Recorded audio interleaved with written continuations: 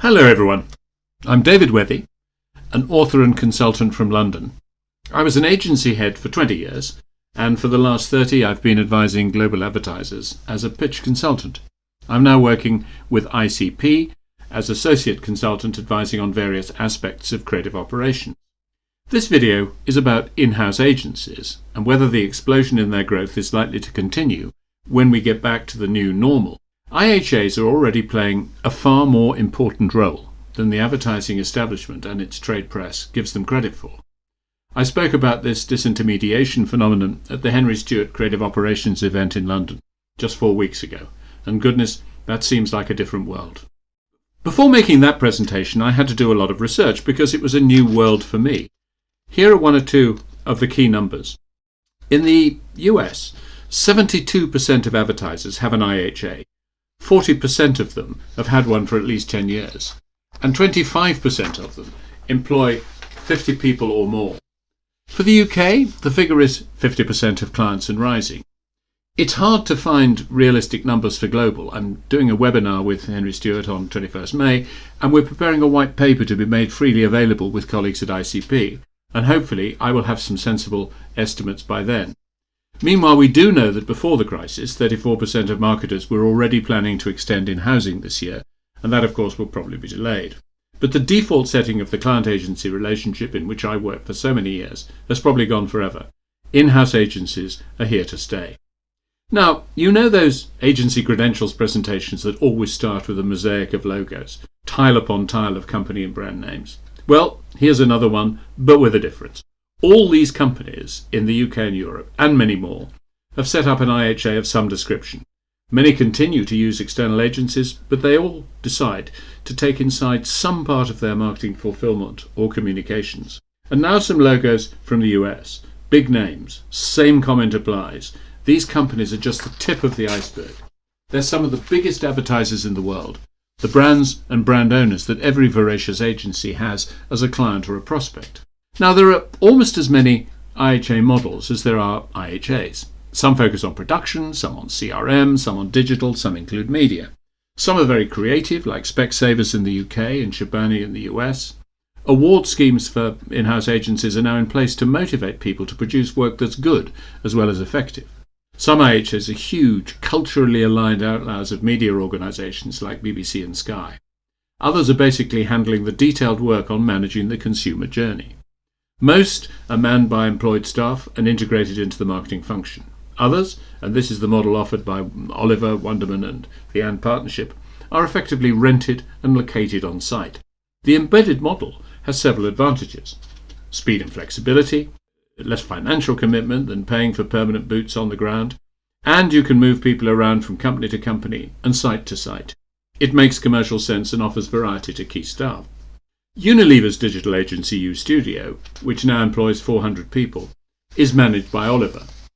We can see the direction of travel now that Oliver, with 18 offices, has been bought by you and Mr. Jones, and WPP have purchased a majority in the And Partnership, who now have 40 offices, largely in support of their Toyota business. This is bound to expand as the holdcos fight to make up lost ground.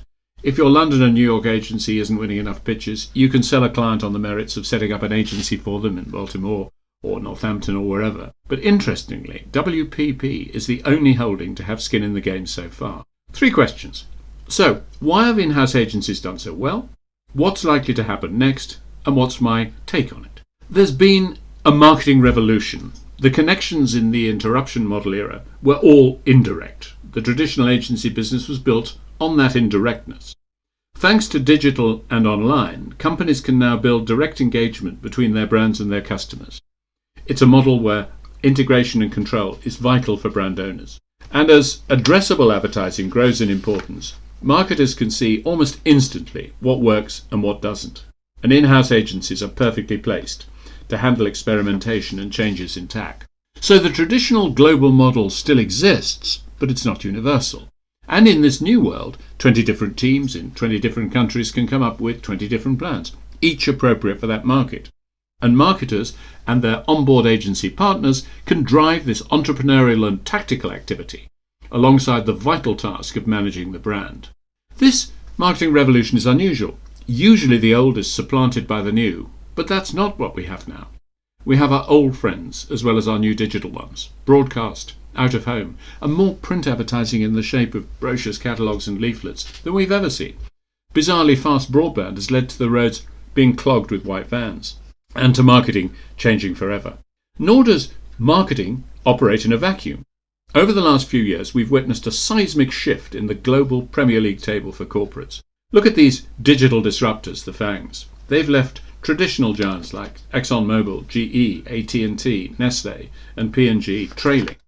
I've been very influenced by Salim Ismail's book, Exponential Organizations. He calls the FANGs exos for short. They have change built into their MO. Most of the clients we have worked for are what Ismail calls incumbents, conventional organizations trying to keep the FANGs, fintechs and startups at bay. And these fundamental changes in marketing and the corporates have obviously been crucial influences of the in-house revolution. But I'm not sure they've been the key driver. Most industry-wide changes are driven by cost, and the emergence of IHAs is no exception.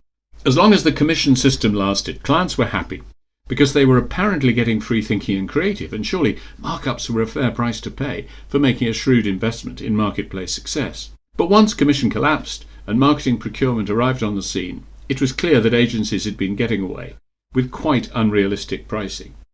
Technology changed everything. MarTech, AdTech and Product Tech have all grown as a result. Production specialists emerged who could beat agencies on cost and speed while matching quality.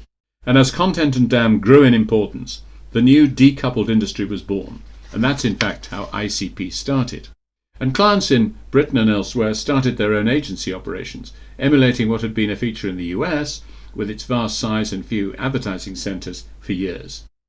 The cost-saving motive has not gone away and will be even more of an imperative post-Covid. Cost-saving will fuel IHA growth like it always has done. But IHAs have not all been about cost. Control has been a big motivator too. We've seen how IHAs have grown in numbers and size to facilitate that level of control, and location on site has shortened lines of communication. Companies in crucial competitive battles don't want to take their eyes off the ball and can't afford mistakes. And in fairness, I can identify only 3 possible reasons why IHAs may not end up having it all their own way. The first is pressure to save costs. And on the principle of what goes up can also come down, IHAs could also be retrenched in the difficult financial times ahead. The winding up of the Intel house agency a year or so ago showed what can happen. And post-Covid there are bound to be pressures to reduce headcount in wholly owned agencies, particularly in countries where governments have offered financial support for people laid off. Secondly, recruitment has always been a problem for in-house agencies because the talent and skills pool is finite, and this is particularly true when companies are hiring away from traditional clusters of creative and specialist talent. It won't get easier to find the people you want in citizen countries that aren't rich in talent. Thirdly, I'm absolutely sure the empire will fight back. The external agencies will be selling ideas and creativity hard, also their forensic skills. Clients also benefit from the breadth of vision and understanding that comes from an agency having lots of other clients. The agency can help to solve difficult problems because they've seen many of them before. And what is absolutely clear from the numbers is that external agencies aren't indispensable anymore. They will just have to learn to accept that at best they will be sharing their client with the client's own IHA. We can all see how deeply Covid-19 has disrupted marketing, as it has everything in its path. It has also severely disrupted people, and customers will be feeling less in control and probably looking for friendly brands to make their lives easier with the joined-up marketing, communications and fulfillment that IHAs offer. Some brands will come out of the turmoil in a greatly weakened state. Others may not survive. I believe marketers need to take competitive and existential threats very seriously indeed if they're going to avoid their brand being a casualty. Many will want the dedication to the brand as well as the control and accountability that only an IHA offers, and they will have no option on the cost control front given the certainty of ongoing macroeconomic problems. So my message to marketers is, if you have an IHA, look at how you can make it even more effective. If you haven't, this could be the time to consider the benefits it could bring. There will be some tough thinking to be done, and as we emerge from the shadows into what may be a very different world, I suspect many marketers will be looking for expert advice on how best to balance their internal and external requirements.